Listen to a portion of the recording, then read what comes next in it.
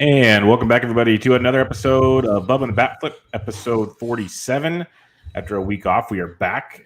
Vacations and other stuff got in the way, but we have fantasy baseball for you here. It's a fun one these days out in the world of baseball. Injuries. A little bit of COVID, not as much as normal, still a little bit. We got all kinds of fun stuff talked about, and in order to do so, you can find me on Twitter at BDintric and the Bat Flip portion of the podcast on Twitter at Bat Flip Crazy. Toby, how we doing, man? We're doing well, Bubba. Today, I had an ice cream cake, a Baskin-Robbins ice cream cake earlier today. Nice. What flavor? Tomorrow, my 6-year-old goes back to school. Ooh. So in At home, I'm assuming? first grade. What's that? At home, I'm assuming. It's hybrid. It's like gotcha. he's going into first grade, so it's like a few days a week for a couple hours, and then the rest is distance learning. So, gotcha.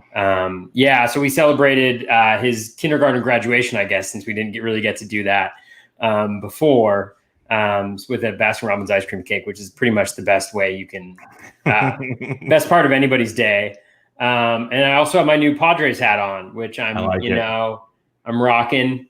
I can never get the right size. It's like either 7 1/4 or 7 3/8.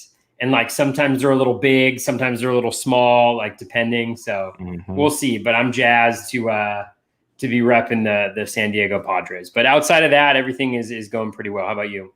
Yeah, not too bad. Just fighting the heat. 100 degrees for the last 3 days, and it's going to be 100 till probably next Friday. So tons of fun out here. It was 112 on Friday.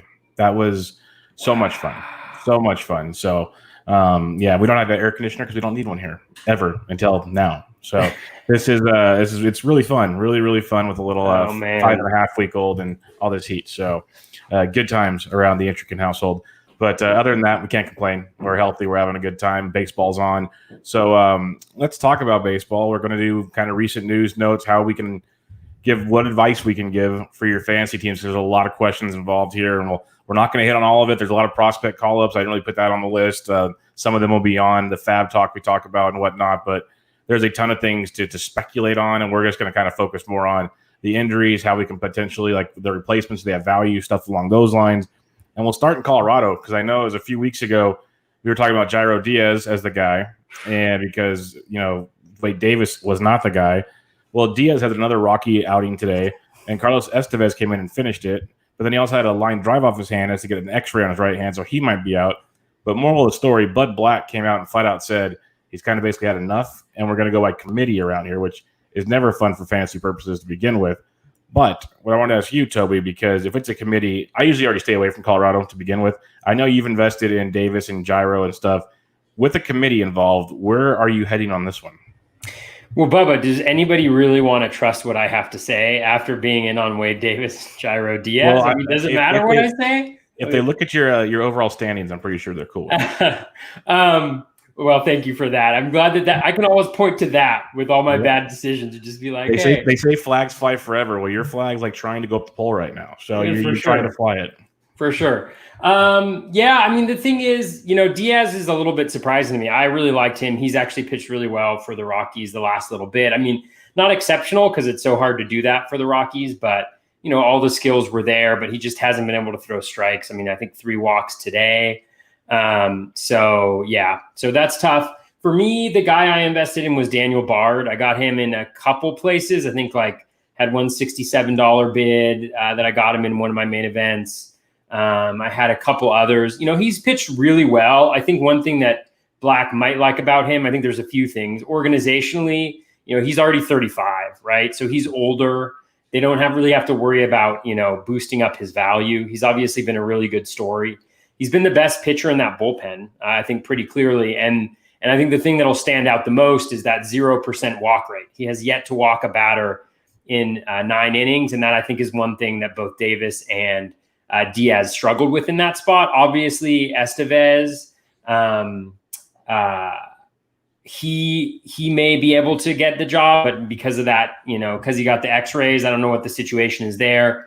When you look at his numbers too, they've never really jumped out at me. Even this year, he has a 1.5 whip, I think, when I was looking. And so, it's just, again, we're dealing with super small sample sizes here, but I think Bard's been the best person there. And I don't necessarily see a reason why he wouldn't get the chances. like that's what I oftentimes do is I look at usage, and then I also look at like what are the incentives they have not to give this guy the role, and those don't really exist for Bard.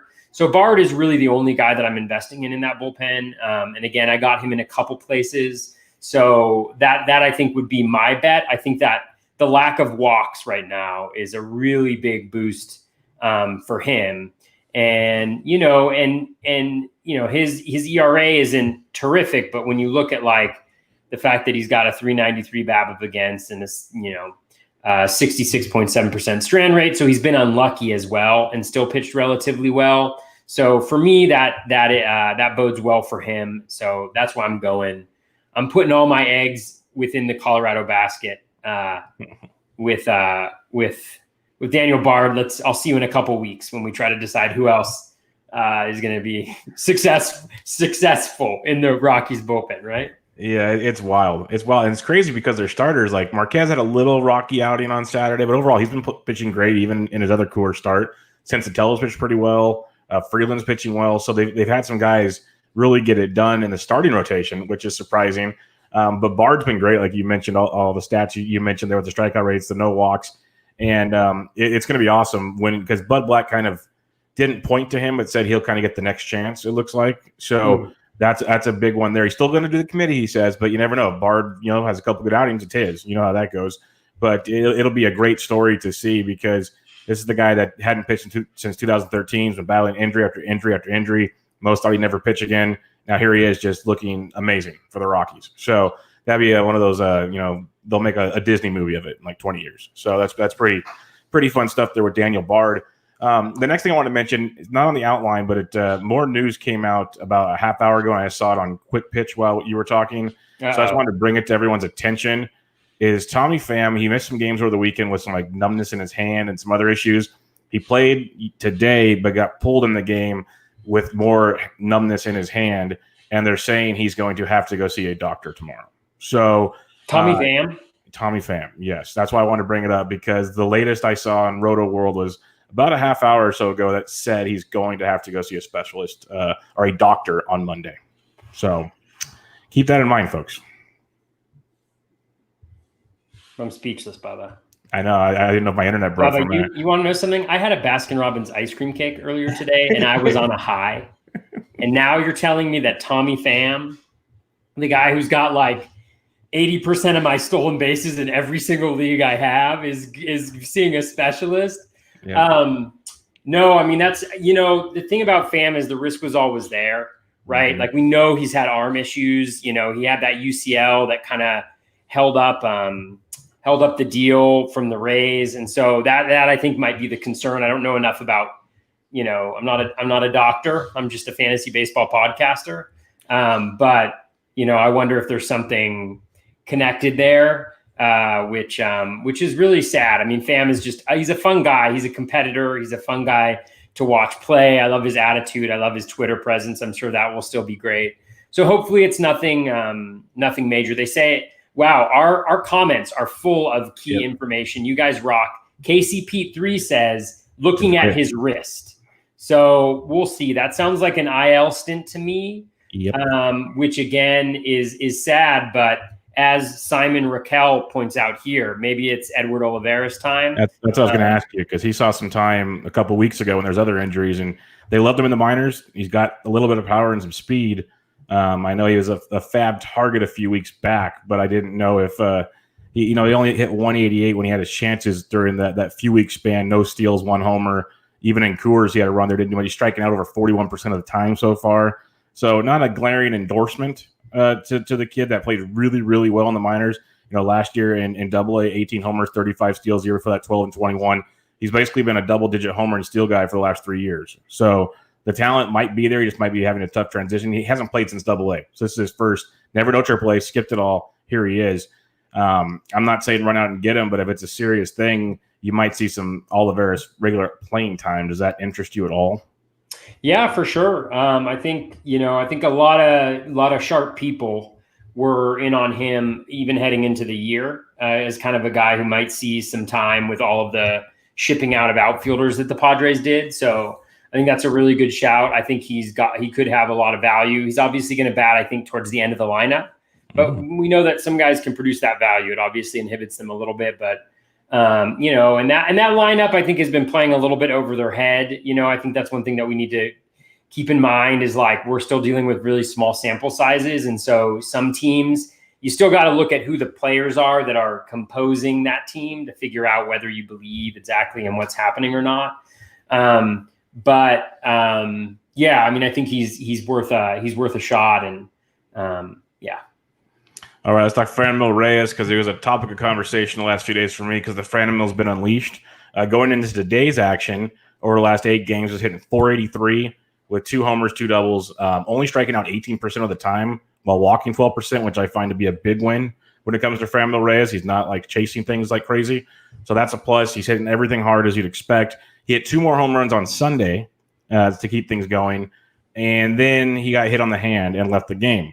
But x-rays came back negative. They said a contusion. So I just want to talk about it just real briefly because people have been like asking, is he going to play this week? Is he going to play?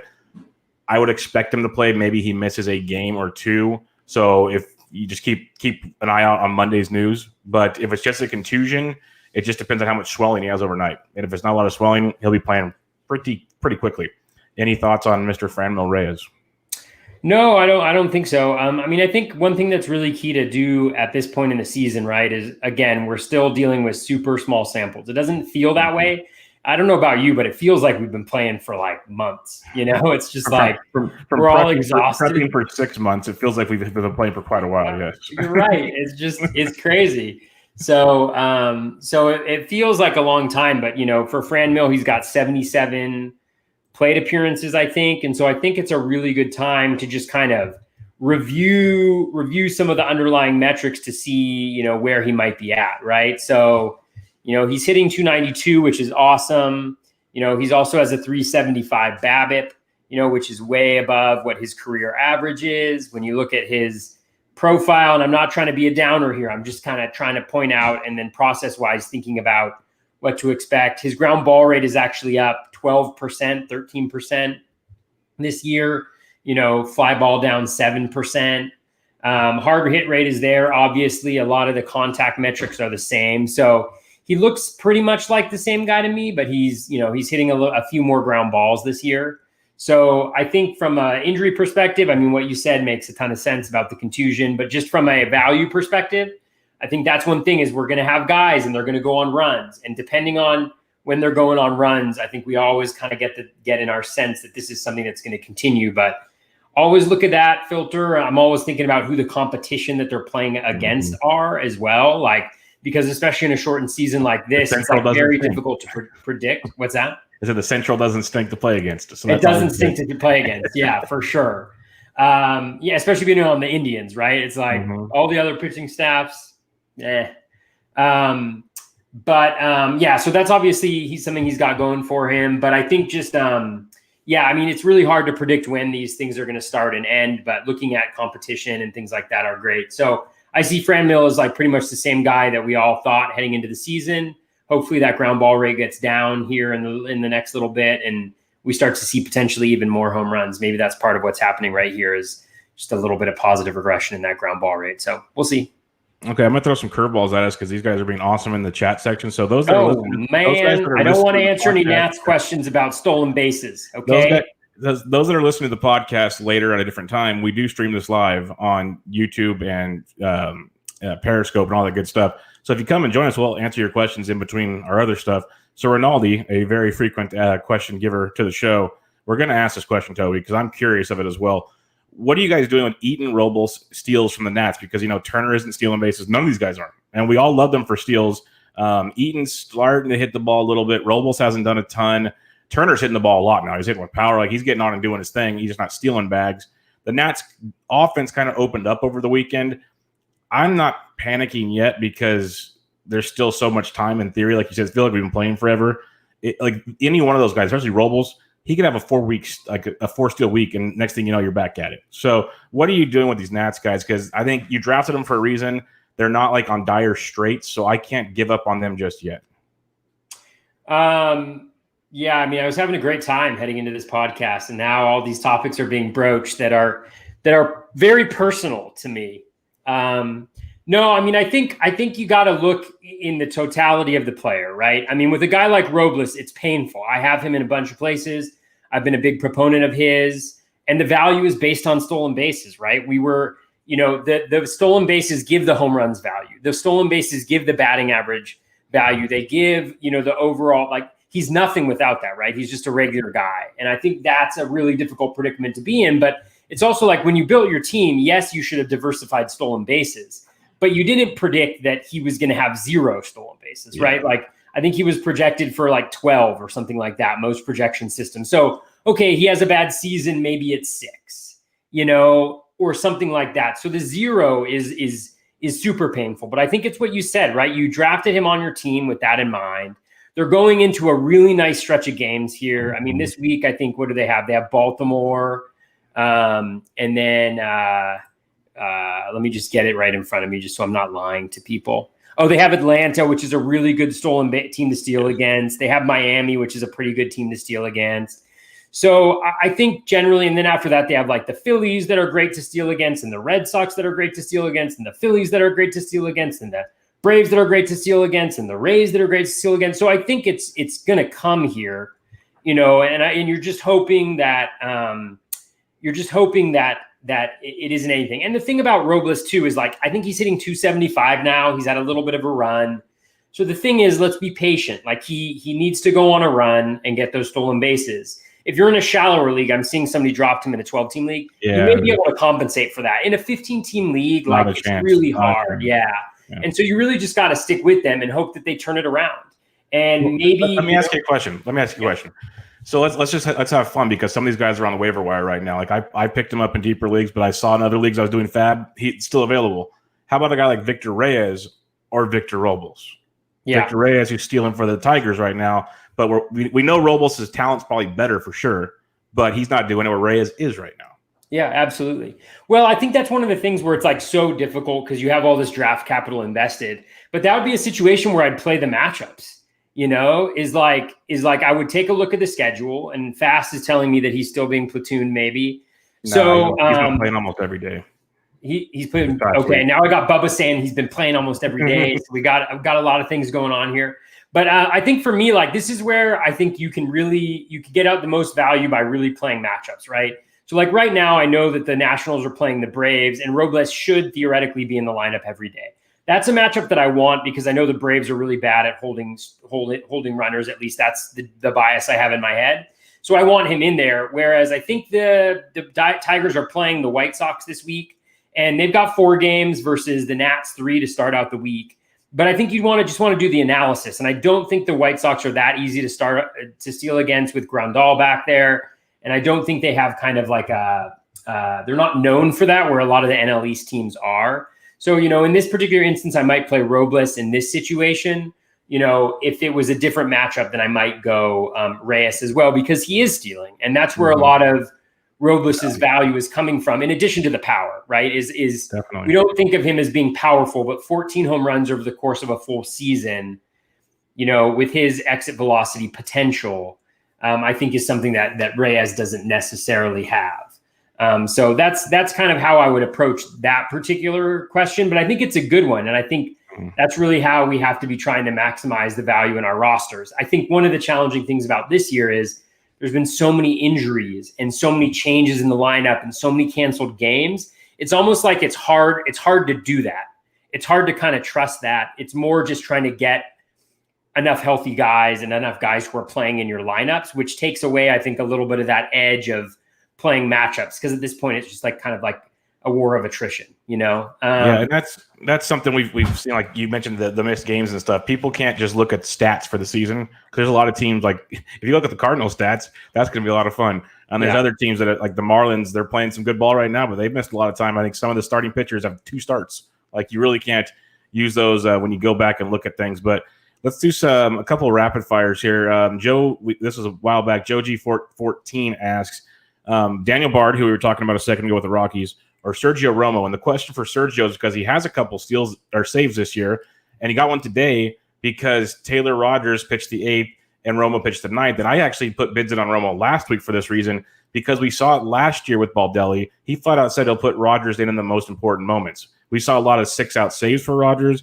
a lot of just kind of only pitched the 7th and 8th inning, a lot with Rogers last year. Still had a great season, but it's going to happen. So Romo's going to get his, like you said, he got 4 saves. I'd rather have Romo than Bard because the Twins are a better team, and even if Romo pitches the 8th, his ratios are solid.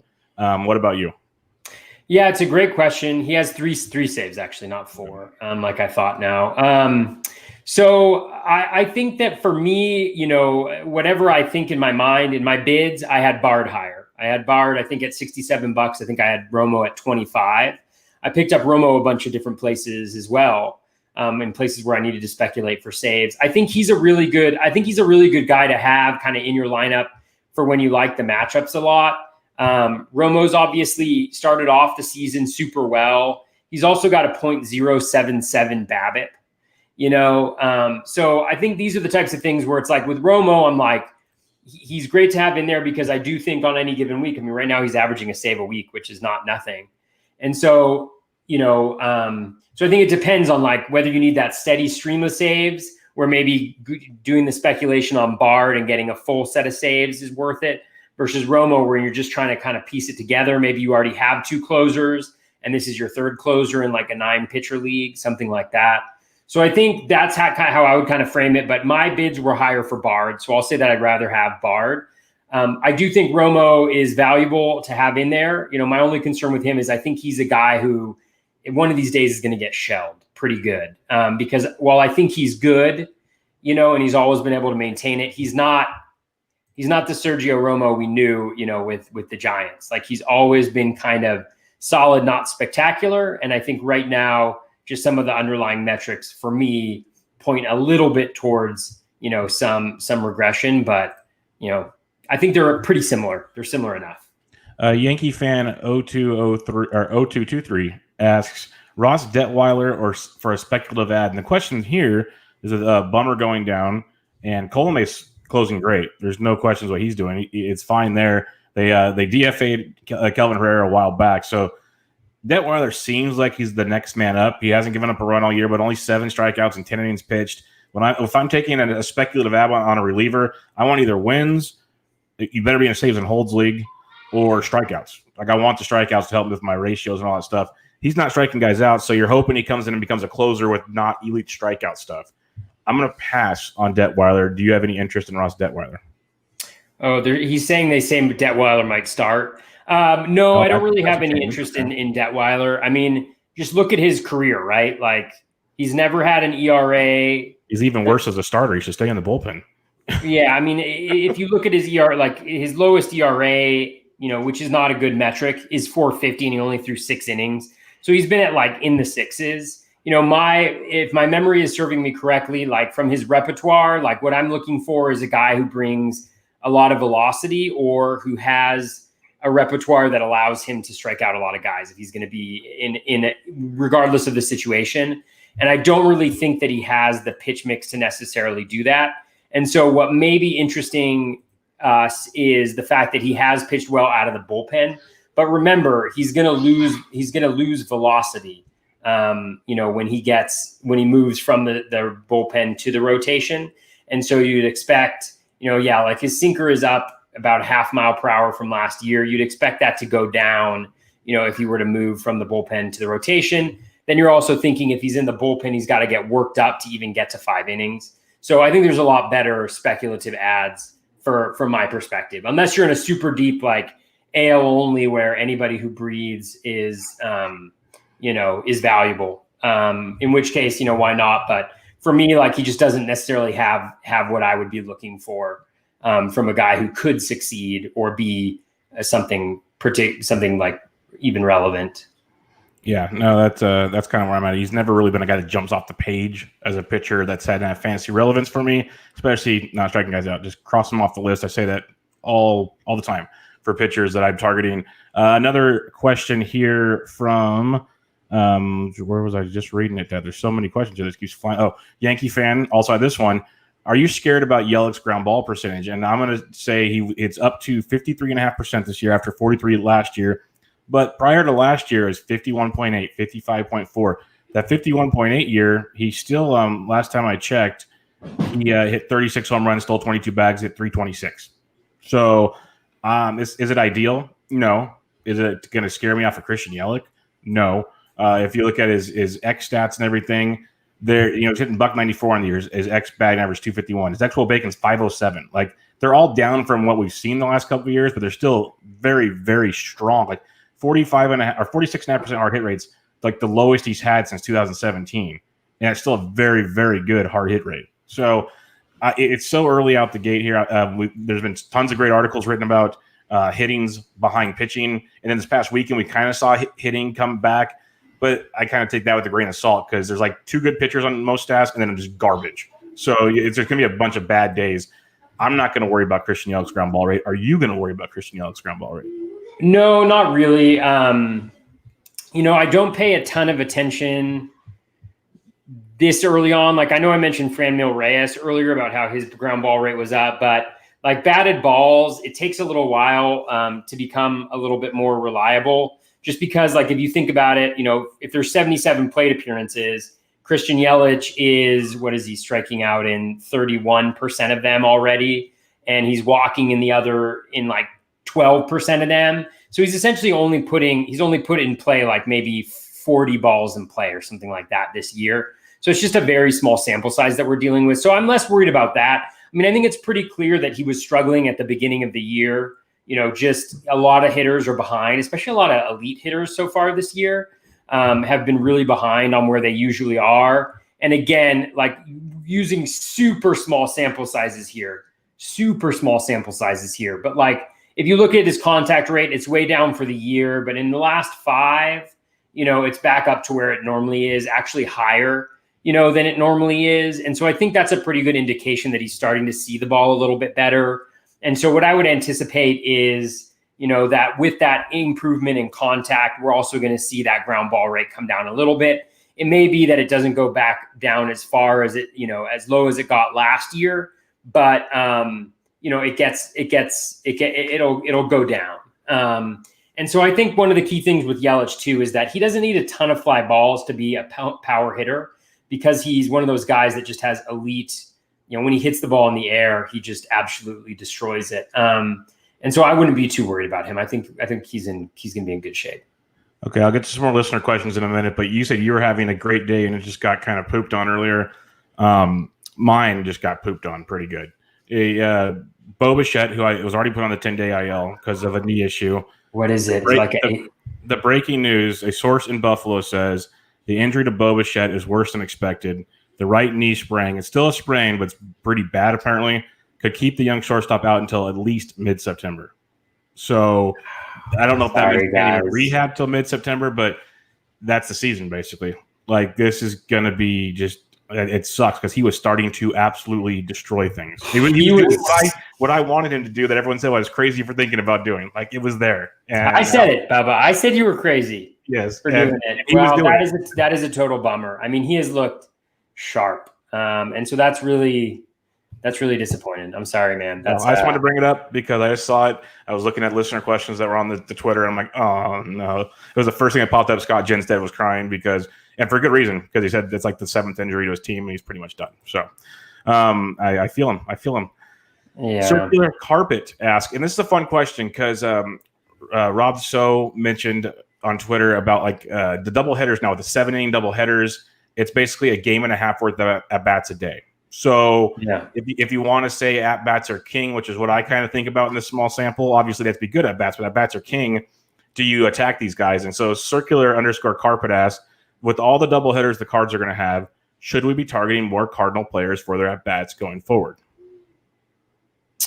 I think it's a tough one because yes, like Phil's work and that's it's great. There's some assumptions built in, right? Like the assumption is that the guys are going to play both of those games, right? And so if they don't play both of those games, then they're actually losing games, right? And so it depends on who they are, what their position is. And they're going to sit guys because it's just they're not going to run the same guys out for 52 games over the next 40. So the question is, let's say you have guy X and it's like, they have what, 52 games in 40 days or something. Let's just use that as the example or something like that. So they have 12 games where there's double headers. So you have your 40 regular games that are the same that everybody's going to play. And then you have 12 games that are essentially worth 1.5. But let's say you only play in 6 of those, right? So 6 times 1.5. Well, actually, so there's 12 games in those 6 days. Oh God, I shouldn't have done math, Bubba. Yeah, you so essentially like stick with 52 and 40. Just stick there. Well, you're at 52 and 40, right? But 12 of the games are being played on 6 days. Yeah. And I'm in like the SATs here. I shouldn't have gone down this route, but now I got to finish it. Just spell your name correctly and you're halfway there. So essentially, yeah. So if a guy plays in 6 of those games, then, well, you think he's going to play in 6. So then it would be 9 games. So 9 times 1.5 is what?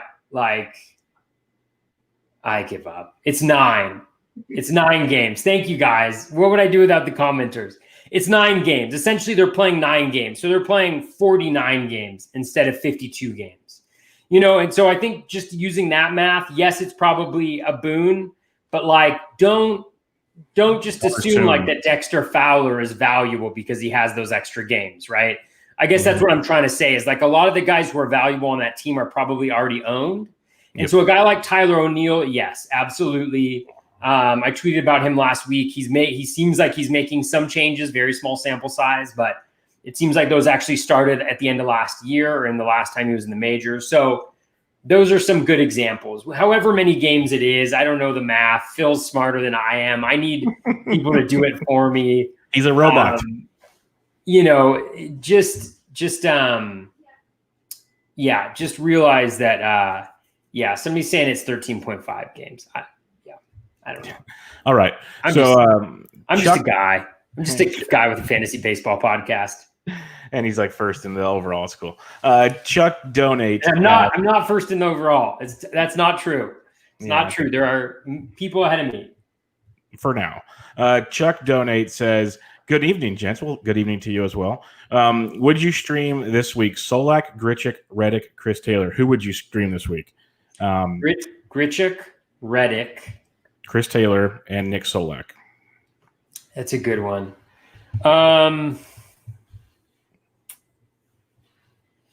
You know, I think the thing that is challenging for me with these types of questions is that every single thing you do, if you're playing Roto, that is, if you're playing Roto, it's all contextual, right? Like at this point in the season, you know what your strengths are, you know what your weaknesses are, relatively speaking. And so it's all contextual because what you want to do is you want to look at, okay, what is the, so if I'm deciding between those 3, is this a util spot? If it's just a util spot, right? Okay, do I need power? Do I need speed? Do I need runs? Do I need batting average? Like, what exactly is it that I need? And I would have that dictate most of the decision for me. Like Randall Grichuk, yes, he has 8 games this week. There's I think 3 or 4 lefties in there. Dave Petrozello is telling me 5 lefties. So you've got a lot of lefties in there. So that's great for Grichuk. I think he's a really good stream this week. I mean, you know, in my 15-team leagues, he's just in my lineup this week, right? Because he's got the Orioles and he's got some other, and the Red Sox, I think, or something like that. It's just it's a really nice week for him. Solak, though, is also hitting really well. He's also got the possibility of speed, which Grichuk really doesn't have, you know, and they've also got a decent, I mean, the Padres they actually have a good rotation. So I may be lying about that. And then the other guys were Reddick and Chris Taylor. I wouldn't do Reddick just because I don't think Reddick's that good. And then Chris Taylor, I think, is really interesting. Well, he's playing pretty much every day. He gets you steals. The batting average is going to be a little shady, but in OBP leagues, he's helpful because he walks a lot. And then he's in a really stellar lineup. And then the Dodgers are playing. Dodgers are playing Seattle and Colorado, right? And not in Coors, but those are pretty good matchups. So if I were, depending on what my needs were, I'd say that probably the top of that would be Grichuk and Taylor. Would probably be that. I think the reason he put Reddick on there is they play in Coors twice. Yeah, but I mean, Reddick's not that good. Like he just doesn't do anything. I'm just saying. I'm pretty sure that's why. Yeah. Oh, totally. I mean, it's a good question, but I don't think that necessarily changes the dynamic for Reddick for me. Like he's a guy who gets a ton of plate appearances, but even with that, he's not even necessarily a compiler. And Coors is great for getting hits and stuff like that, but from a power perspective, it's above average, but it's not like elite for power, and he really doesn't bring that anymore. So for me, I just wouldn't be that interested in Reddick, just because I don't think he does much. Yeah. I'd go Grichuk. It stinks that they're going on the road for most of the week because they have Coors Field playing now in Buffalo. So that's a lot of fun.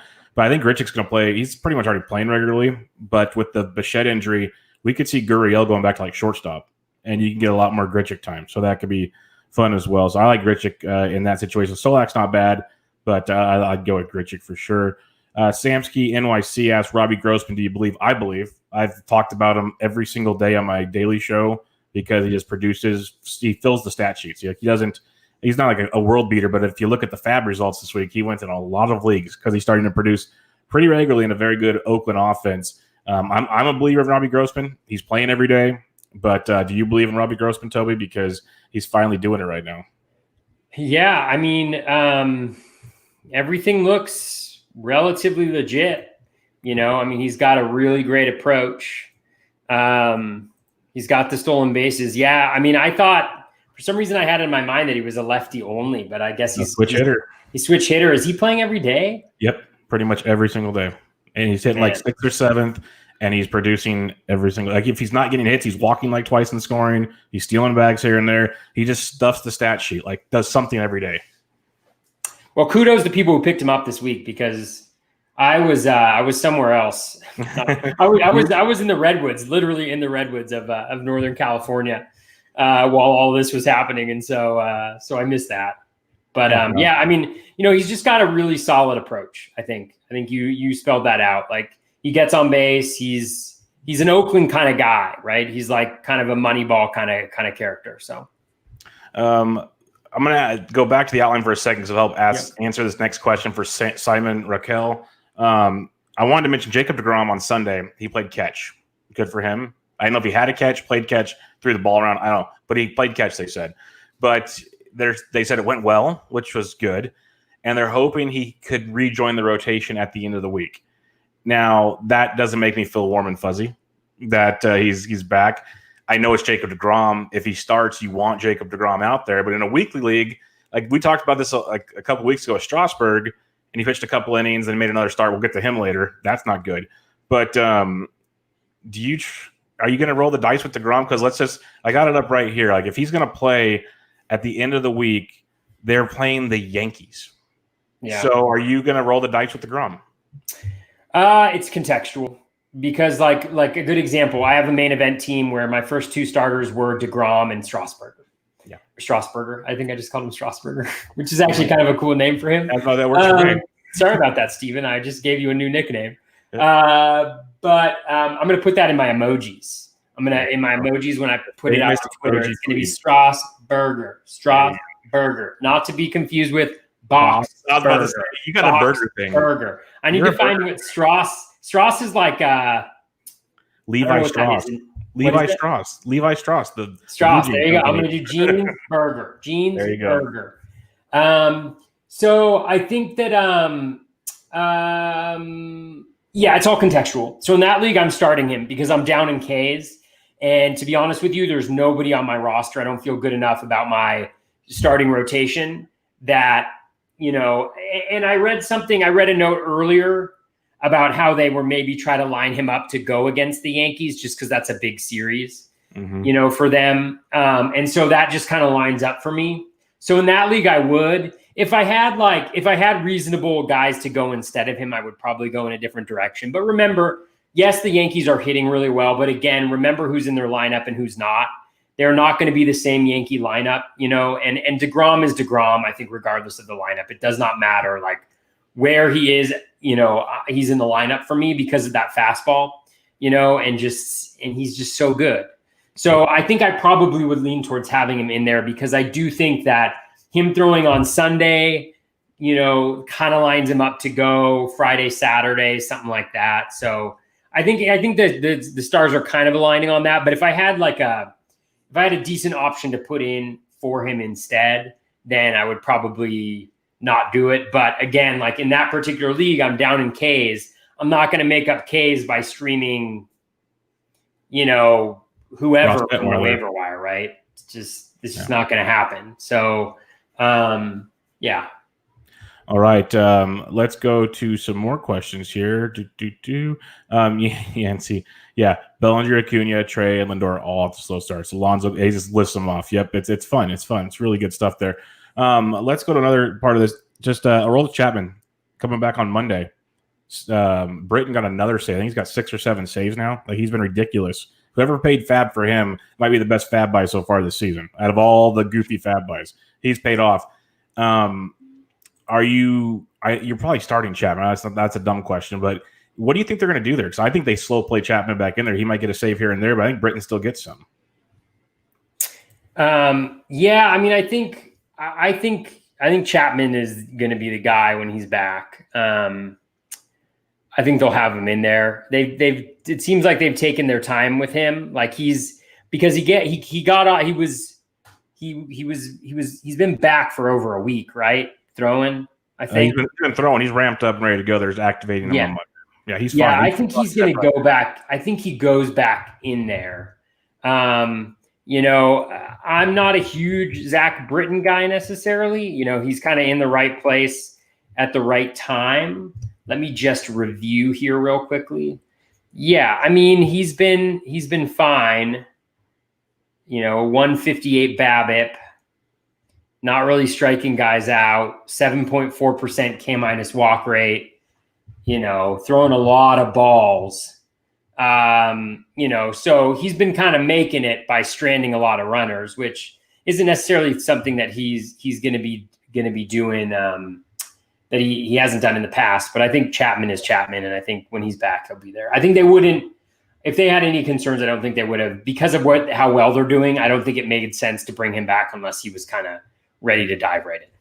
Yeah, no doubt about it. Yankee fan also asks, he's in need of a catcher in a points league. He has Wilson Ramos. He wants to know if the new Dodgers catcher, Kyber Ruiz, is a better pickup. What I'm going to say is, I tweeted it out earlier. People forget I have Kyber in dynasty leagues. He was the future of the Dodgers before Will Smith. Will Smith got hot at AAA. He's like a year ahead of him or so. Will Smith got his chance. Will Smith's banged up right now. All the reports already came out. Like Vlad said, there was retweeting beat reporters and stuff. Kyber is going to be there and play until Will's healthy. But if he keeps hitting, he'll stick around. So there's a lot of ifs is what I'm trying to tell you. Like, the talent's legit. He could be their starting catcher to start next season. There's no question about it. For this season, even as good as Will Smith was last year, Barnes was splitting time 50-50 with him out the gate. Like, they're going to move guys around. So am I saying he's a must pickup? I'm going to say no, but I'm scared to say no because I know the talent level's awesome. I just don't think he's going to play enough being a Dodger. What about you, Toby? Yeah, I mean, I agree with you. It's always hard when these prospects come up, right? Because we all get kind of visions of the last great prospect that came up and really thrived was, but Steamer has him as at hitting 248. I mean, last year, before we went to AAA, which has the crazy ball, he hit 254 with 4 home runs in 310 plate appearances. He doesn't strike out at all, which is great, but it doesn't look like there's a ton of pop, even though he hit a home run today.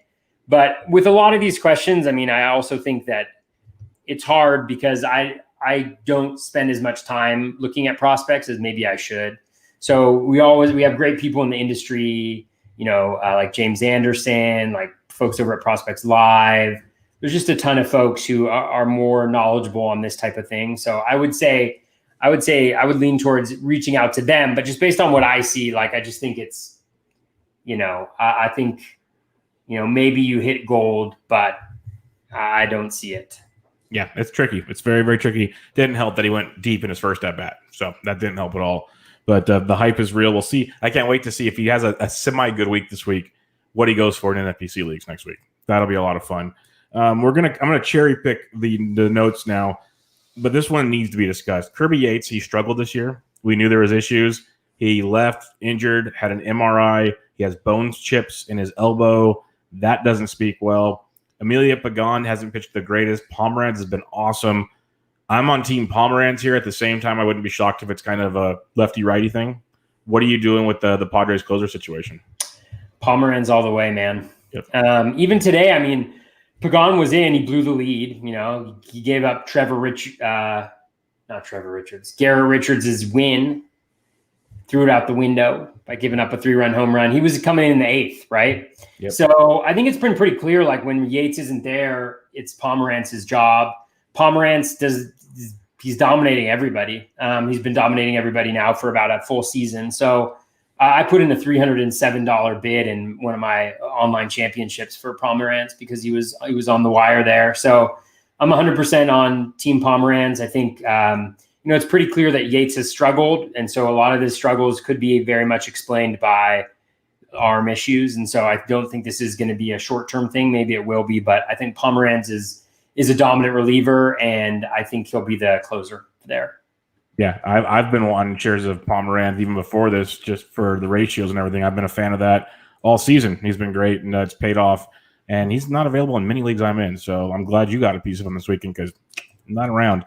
I mean, it's so lucky. It's like he was owned in 83% of online championships, 12-team leagues. Toby runs good, folks. Toby runs real good. See? Well, yeah. I mean, in some leagues, it's like that. I mean, those are just like the breaks. Like I was in the one main event league where Garrett Hampson was dropped last week. Oh, wow. Someone dropped Garrett Hampson? Somebody dropped Garrett Hampson. And, they dropped him last week before this week. And we don't know what was going on, but he was 97% owned in main events. He was available in my league. And I just so happened, it's the league I share with my buddy, Andrew Matney. And, we just so happened to lose DJ LeMahieu this week, and we're down in steals. So we had a $407 bid for Garrett Hampson, which did you get him? I never put in a bid that big, I think, on NFBC in my life.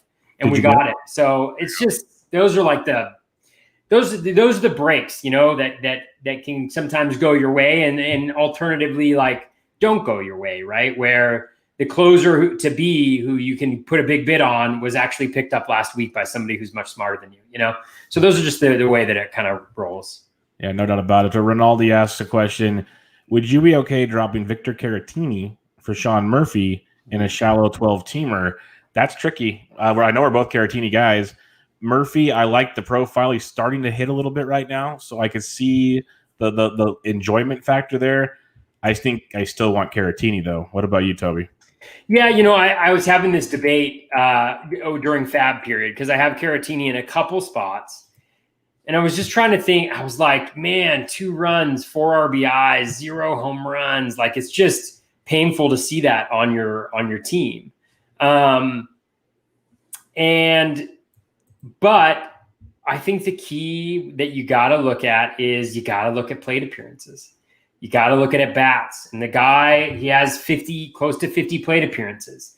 So, and yeah, they were maybe pushed up a little bit more heavily towards the beginning of the season. But I gave him one more week because there's a couple doubleheaders this week against the Cardinals. So I assume that he'll be in 2 of those games. So he'll get those 14 innings. And then I assume that he'll probably get like 1 or 2 more starts. So we'll see how it plays. But the question is also, like, with Sean Murphy, he's fine, but, he's got a 28% strikeout rate. He's walking a lot. So if you're an OBP, he's more valuable. I do like the profile. It looks pretty nice, generally speaking. Again, it's a small sample size. So I think it's a toss-up. I gave Caratini 1 additional week. I was thinking about dropping him for like Cervelli or Tromp. Mm-hmm. But so I think it's kind of a little bit of a toss-up, but I decided to give him 1 more week. But I see where the frustration is coming from as a Caratini owner. Yeah, it's a wild one there. I'm just going to mention the news and notes. We don't need to talk about them because we'll do some more listener questions here. But I love news and notes too. DJ LeMahieu to the IL. Michael Brantley's on the IL. CJ Cron's done for the season. I will ask you your opinion on this one. Steven Strasburg, we talked about him before. He came back, second start, got pulled again because of the nerves in his hands, couldn't feel things. They're saying it's like carpal tunnel. They're doing a bunch of different tests on him. Regardless of the fact, I'm not overly thrilled with this. for your jeans burger, what are you recommending to people here? Because I know we need to find out what exactly it is. You're not dropping him unless it's severe, but like, what's your level of concern with this? Oh, big time. Yeah. Just because they just won the championship. He's coming back. He doesn't want any long-term issues. He just signed a long-term deal. The season's kind of falling apart on the Nats a little bit. I mean, they're still in contention, obviously. They're probably even good. Who knows? But like, they kind of need him, and they need him to be healthy for when the postseason comes around, assuming they can be one of those top 16. I think the challenge for them, man, that rotation is pretty bad. I mean, Anibal Sanchez has been awful. I dropped him in a bunch of leagues, even though he has the 2-step this week. Pretty decent 2-step as well.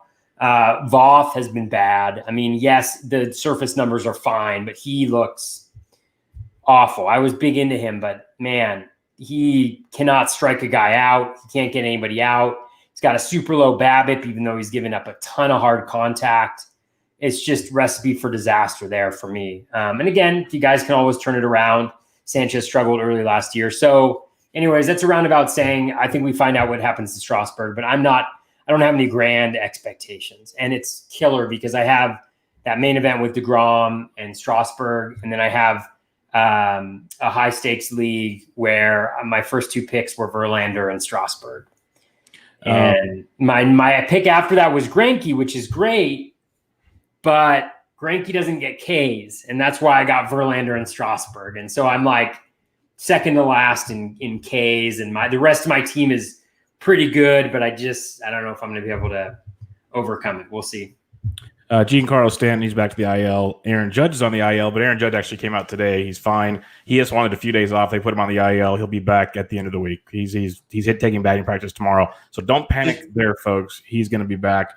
A few others, Mike Clevenger. Just in time to strike out against DeGrom. Jacob DeGrom, yeah. Yes. That slider. Clevenger and Plesac both got optioned to the training site, so that's fun. Keep an eye on that, which means they have to be down there for at least 10 days unless someone gets injured to replace.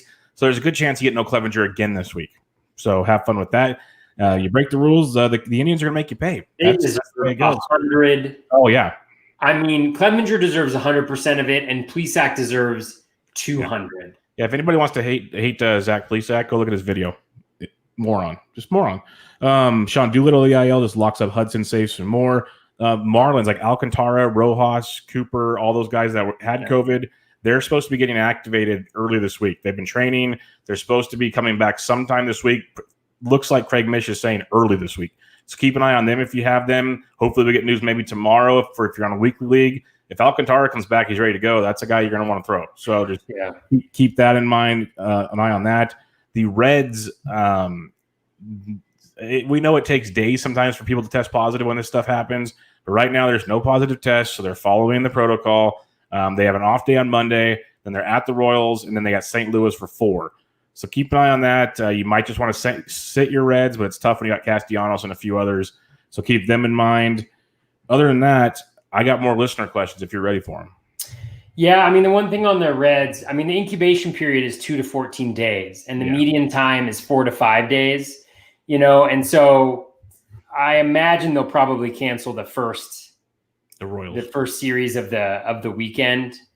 But it's tough.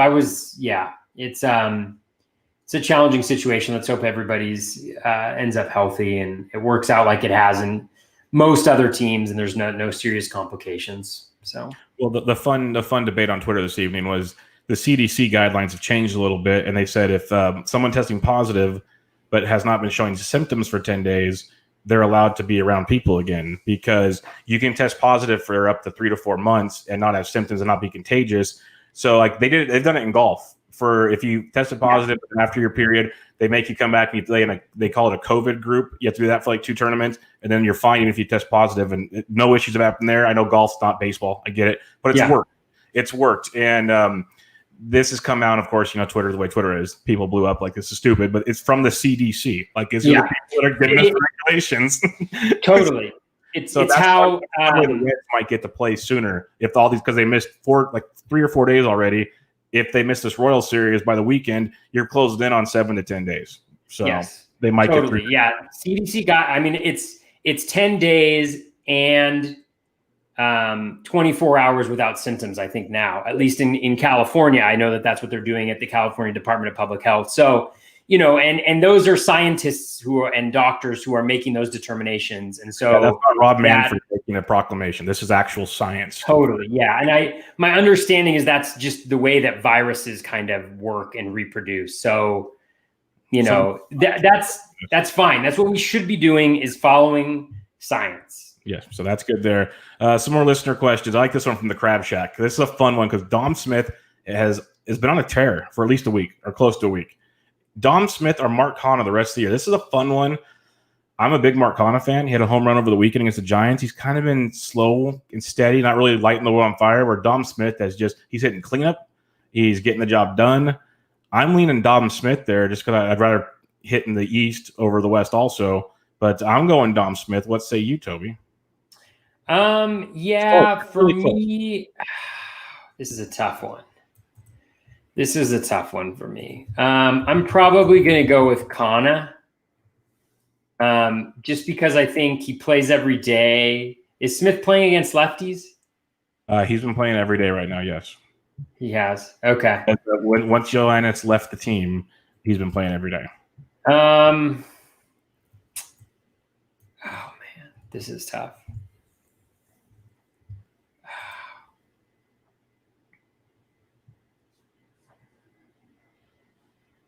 I don't know. It's a tie, Bubba.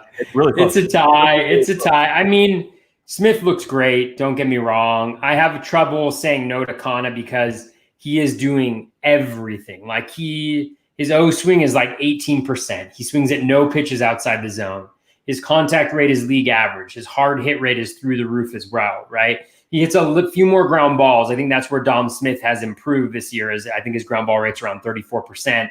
As opposed to in the low 40s where Kana's is. Kana plays in a better environment, like better team, context. So I think it's kind of a toss-up. I don't know. I'd really have to dig into it. I'd probably go with Kana just because of feel like there's more track record there. I'm sorry to disappoint everybody who wanted me to choose Smith there. Simon asks, again, another one. David Peterson of the Mets. He's had a handful of starts. He's looked really good. He's been a heavy ground ball guy in the minors. A lower ground ball rate, and he's not striking out a ton of guys, but he's got the job done so far. Kind of I wouldn't say smoke and mirrors is the right word, but he's getting it done. And then Castellani of the Rockies, he made his Coors debut this week, pitched really, really well, shocked me. I didn't think he pitched that well his first time. Prior to that, he had a 4-inning outing in Seattle. He pitched well. So he's had 2 great starts. Alex Fast sent me a GIF when I was tweeting about him, showing his slider movement and his fastball movement, which is ridiculous. I did not know this kid could do this. I'm still not sold on Castellani going into Coors and making things happen. Peterson, if you need to stream a guy, I can see going there in the right matchup because of his ground ball potential. He's just not lighting the world on fire strikeout-wise, and the more and more guys put him in play, it's going to eventually catch up to him with his bouncy ball. So I'd go Peterson over Castellani for now, even though Castellani might have the more explosive stuff. I just don't trust Coors. Any insight on those two, Toby? Yeah, I didn't put in bids for either of them. I think you're right on with Peterson. It's just the type of profile that just doesn't interest me really. Like, he's a lefty, slightly below league average swinging strike rate, doesn't do much, relies on kind of smoke and mirrors or contact management to be successful. I don't really believe that. Castellani, certainly interesting with that one performance, but like you mentioned, Coors, like really at what point do you feel comfortable starting him at Coors? And then if this wasn't something that we had seen coming, like if this wasn't, let's see, so like in 2019, he had an 8 ERA in 43 innings in AAA. In 2018, he had a 5.49 ERA in AA, 4.81 in 2017. Hasn't had a whip, in the last 3 years, 1.33, 1.53, 1.94. I just don't see why we would necessarily anticipate that, he could make this type of a jump. Obviously, it's an incredible performance that he put together. It was also like 4 1/3 inning, I think. He threw very few strikes. His zone percentage was super low, and he wasn't getting guys to chase on pitches outside the zone. So I just think that it's a situation where it's just a matter of time before he gets clobbered. All right. From Twitter, at SMMS79 asks, holding Trent Grisham in a 10-team league, would you hold Trent Grisham in a 10-team league? Oh, hell yeah. Yeah, I love Trent Grisham. Grisham is, he's doing it all. Like, the only thing he was missing before this year was the quality of contact. And this year he's brought that. I mean, the barrels are through the roof. The hard hit rate's up 12%. His contact rate is great as usual. His O swing is among the league leaders. He strikes out a little bit, maybe slightly too much, but I think that should come down. So, he hits the ball in the air a bunch. I really love Grisham. Obviously in OBP, he's super valuable, but just in general, I think he's a really valuable guy. He also asks, is Jose Urquidy worth the stash? If you have room, I would. It's tough to have room on a roster right now to stash guys, but I would. I think he's very good.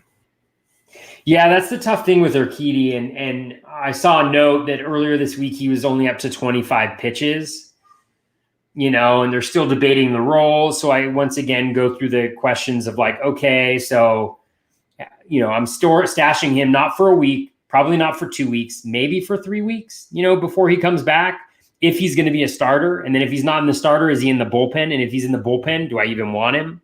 So there's all these kind of if-thens that have to be answered yes to have him be relevant. So I thought about it. I had him higher on some of my FAAB claims earlier this week, and I brought him down just because I was like, it's just not there. And then again, like, yes, he was very good last year.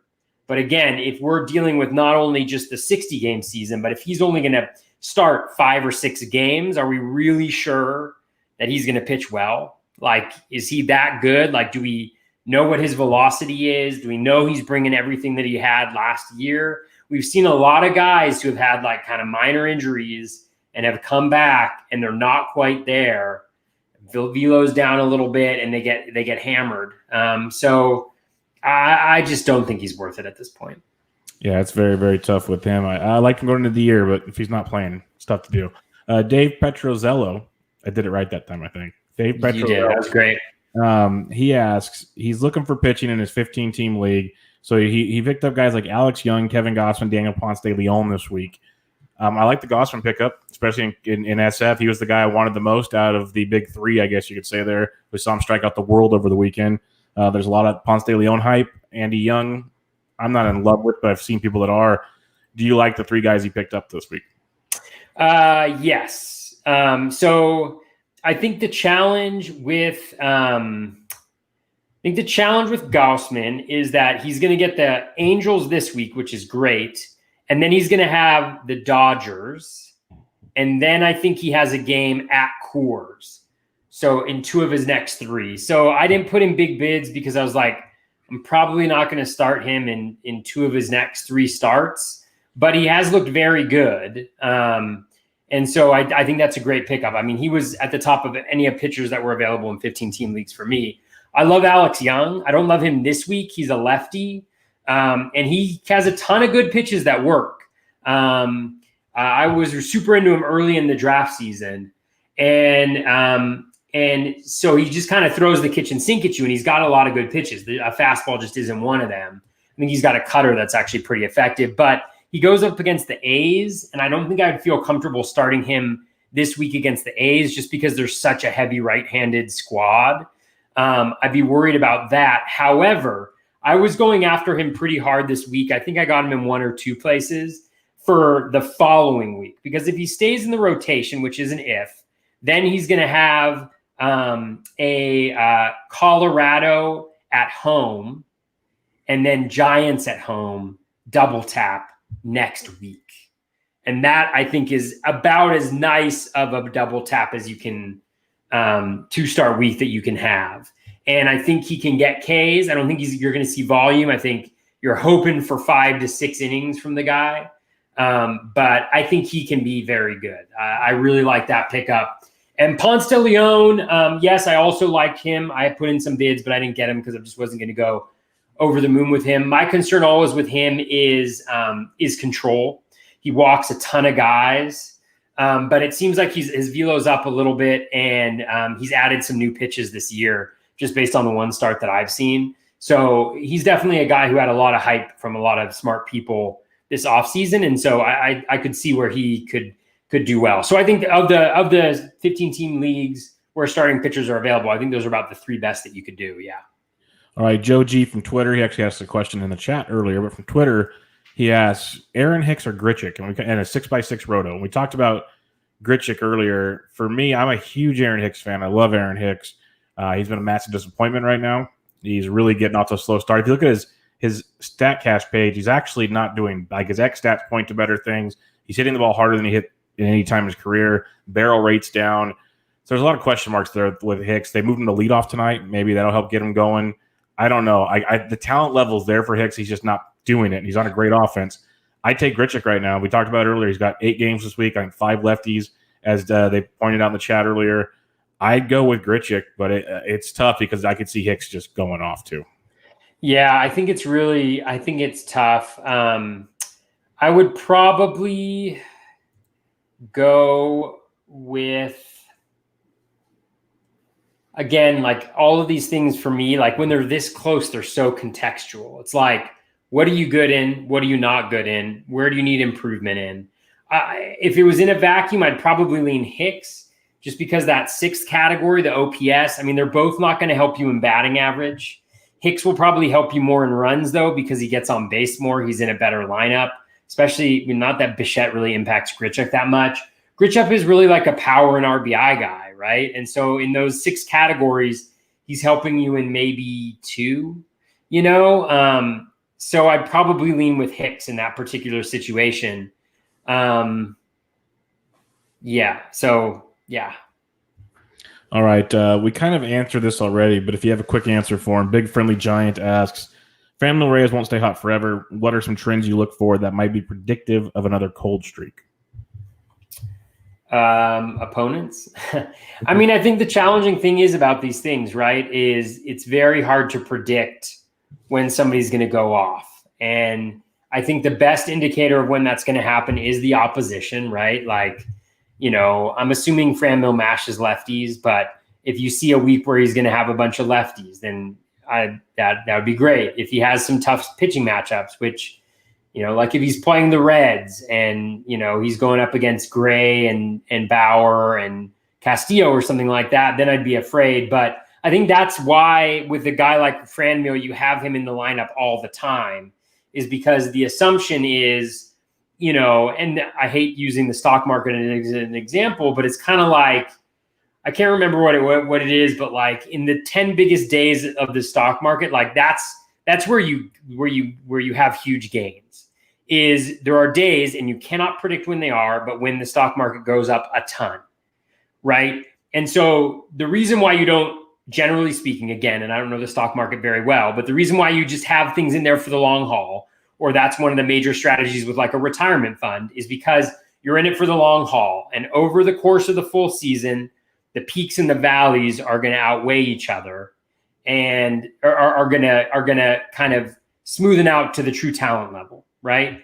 And so with Franmil, you have him in there every single day, and you just, that way you get the hot streaks that he's having right now. And you also get the bad streaks, but you're hoping that at the end of the season, you've got a guy who's hitting 260 with on pace for 35 to 40 home runs, 100 RBIs, and that's kind of what you bargained for. So don't try to play those matchups too fine with a guy like Franmil, because you could end up missing that 3-day stretch where he gets, 15% of his value for the full year, or 25% of his value for the full year. Okay, we're running out of time, Toby, so I'm going to need some rapid fire from you here. Eliezer Hernandez. I don't do rapid fire. I know. We're aware of that. Eliezer Hernandez, must own in 10-team leagues? I haven't dove in close enough. He's definitely somebody who interested me last year. Swinging strike rate's great. Slider is great. I think it was Michael Simeone's been a big proponent of him. SP Streamer, also shout out to him for the rotographs. Writing for rotographs now. That's awesome. Anyways, you said to keep it short. So I would say I worry about him with lefties. He's not going to give you volume. I don't know if he has an out pitch against lefties. I haven't dug in deep enough to know that for sure. So I would do your own research and figure out whether you feel like there's something different happening this year to previous years. Otherwise, I think he's a shallow league streamer at this point. Yeah, not a must-own in 10 team. 12, I could see 15 for sure. So go get him there. Eric Samolsky asks, what do you think of the Cardinals situation? He picked up Andrew Miller in some NFBC leagues. We saw Gant get some late inning rolls. Reyes was getting loose late. There's Gallegos. Who are you picking in the Cardinals bullpen? Well, the only quote that I saw was Schultz saying that Gallegos is kind of the fireman. Like in the high leverage situations he's going to be in, which to me indicates that is probably not going to be the closer role the most often. And so I had them ordered Gant. Gallegos was gone, but I had them ordered Gant and then Miller just because Gant got that first opportunity. He's also a righty. And Miller, they've never given him saves, really. And so I don't know why that is, but I just think and Gant I think he got a couple saves last year, maybe something like that. So I went with Gant, but it was a spec. I think I put in like a $15 bid and I got him a couple places just to see and write it out to see whether he gets anything out of it. All right. And the last question we have here from RIS0867. Who would you sit this week? John Birdie, who has 8 games this week, or Andres Jimenez, who's been playing well, but there's other people starting to show up. They're getting healthy, so be careful. He plays 7 games. I'm going to play Birdie. Who are you playing? Yeah, I mean, I'm assuming that you're playing them for speed. And if you're playing them for speed, then I'm going with Birdie. A super useful tool is the fantasy forecaster over at ESPN for stolen bases. So like if we look at this week, I would take a look at this and just say the Mets actually don't have good stolen base matchups. This week it doesn't look like, on a scale from 1 to 10, they've got 4 5s, a 2, and a 3. And then if you look at the Marlins, they have pretty much all 10s. So if you're going to start John Birdie any week, this should be the week that you start John Birdie. He is going to get you, let's do it. I'm going to say he's going to get you 4 stolen bases this week. People. 8 games, it's not bad. John Birdie's going to get you 4, and Victor Robles is going to get you 12 this week. Wow, that's big. That's big. That's like 1.5 a game, I think, this week. Or actually, that's like 2 a game. 2 a game this week. Okay, I'm going to say that I'm going to say I was lying there. But John Birdie is going to get you 4 stolen bases this week. You will be very happy.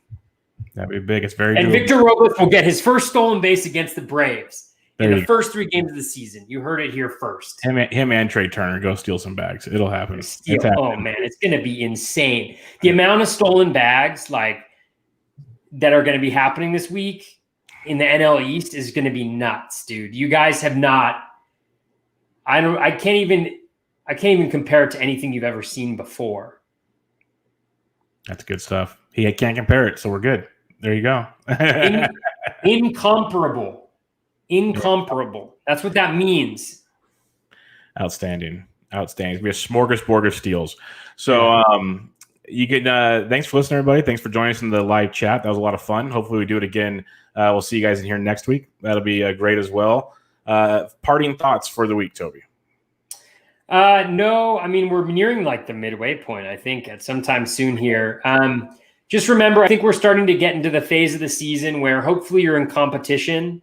Really be looking at your standings and figuring out where are my weaknesses and letting that drive your decision making. You got to compensate for those weaknesses, or else at least be thinking about what is my strategy for winning or finishing in the money, whatever it is your goal for the rest of the season. You got to start thinking about how you manipulate your roster, you manipulate your FAAB moves to kind of carry out that strategy. So that is what I would say. And look out for stolen bases in the NL East, baby. There they go. They're coming. They're coming in bunches, everybody. So go check out Toby on Twitter at BatFlipCrazy. I'm at Pediatric. We have a lot of fun games ahead of us this week, a lot of double headers. So there's a lot of teams playing 7+ games this week. So get your lineups locked and loaded. Watch the news. It's going to be another wild one. But if you have any questions, ask us on Twitter. We're always there to help you. If not, join us next Sunday night, 8 p.m. Pacific time. We'll be back. Same bat time, same bat channel. So this is another episode of Bubba and the Bat Flip, episode 47. I like that, Bubba. I like that ending. I'm here. That was great.